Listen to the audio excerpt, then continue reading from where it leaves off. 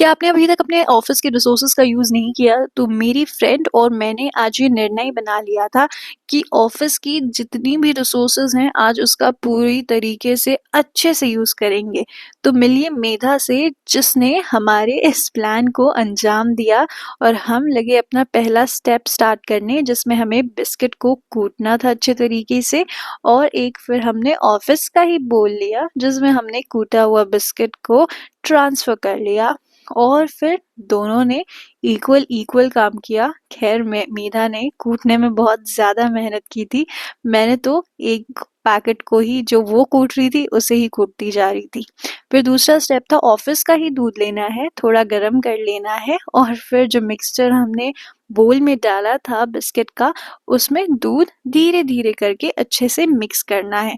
तो देखिए कुछ भी लम्प्स अगर बचे होंगे ना तो आप इसे मिक्स करते टाइम अच्छे से कूट-कूट के अच्छे से मैश कर लीजिए क्योंकि थोड़ा-सा भी पाउडर फॉर्म नहीं होगा तो आपके लम्प्स बनेंगे और आपका केक जो है, जो हम ट्राई कर रहे थे ऑफ़िस में, वो फूलेगा नहीं। तो ऐसे ही अच्छे तरीके से हमने फेंटा, दोनों ने ही इक्वली फेंटा और फिर अब आई बारी मेधा की जिसने भी इक्वली ही दूध डाला और उसे अच्छी तरीके से मिक्स किया। देखिए मिक्स करने का प्रोसीजर जो होता है वो बहुत इम्पोर्टेंट होता है।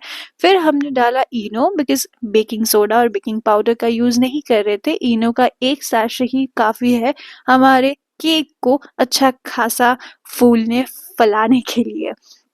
तो इनो डालने के बाद एक डायरेक्शन में मैंने इसे घुमाया और घुमाते अच्छे से घुमाइए जब तक हमारा जो बैटर है वो फूलने ना लग जाए। देखिए, आप देख रहे हैं किस तरीके से हमारा जो बैटर है वो फूलने लगा।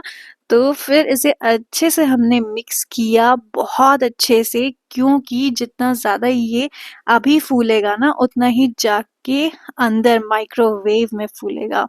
तो फिर अब बारी थी हमने एक टिन लिया जो मेरा टिफ़िन ही था उसमें ऑफ़िस से ही ऑयल माँग लिया और उसको ग्रीस कर लिया हमारे बर्तन पर और एक भी दाना ऑफ़िस के इस बोल में छोड़ना नहीं है बल्कि अच्छे से निकाल-निकाल के हम अपने टिन में डालेंगे इसे और डाल देंगे माइक्रोवेव में। मैं टैप-टैप करना भूल गई थी तो फिर से मैंने उसे निकाला और फिर टैप-टैप किया और फिर अंदर रखा और माइक्रोवेव सेट कर दिया था 10 मिनट के लिए और ये 10 मिनट में एकदम ही बन कर के रेडी हो गया था।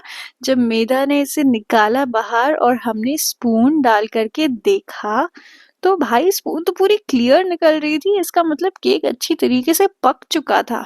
और सब जो आस-पास वाले थे ना, वो तो एकदम पागल हो गए थे कि इतनी अच्छी खुशबू आ रही है यार हमें भी टेस्ट कराओ। बट हमने बोला कि हम तो किसी को टेस्ट नहीं करवाएँगे, हम सिर्फ़ अकेले खाएँगे। तो देखिए इस तरीके से हमारा ऑफ़िस केक बन के बिल्कुल रेडी था, तो हमने अपना तड़का देने के लिए हमारे पास कुछ कैडबरीज़ रखी हुई थी तो उन्हें मेल्ट कर लिया और डाल दिया इसके ऊपर क्योंकि हम कोई शुगर सिरप का यूज़ नहीं कर रहे थे और ना ही adding on any type of sugar. तो इसलिए मिठास के लिए हमने ये यूज़ किया था। ऊपर से स्निकर्स भी रखी हुई थी तो उन्हें क्यूबिकल फॉर्म में काट लिया और ऊपर से डेकोरेट करने के लिए हमने इसे सजा दिया।